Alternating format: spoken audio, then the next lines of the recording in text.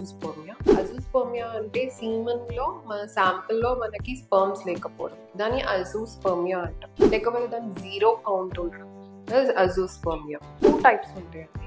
ఒకటి non obstructive azoospermia, ఒకటి obstructive azoospermia.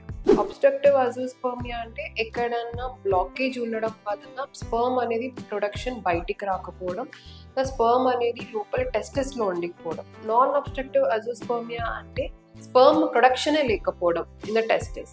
అది దీని 2 భేదాలు.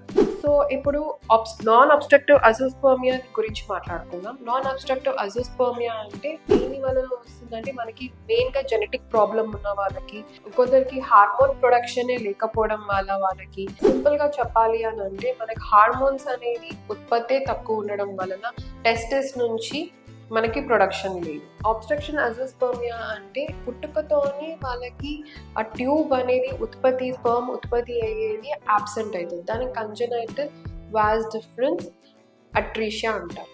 సో దానివల్ల ఏమవుతుంది అంటే ఆ ఉత్పత్తి అనేది అది ఎక్కడైతే ఫార్మేషన్ అవుతుందో సో దాన్ని అనేది ట్యూబ్ అనేది మనకి అబ్సెంట్ ఉంటుంది.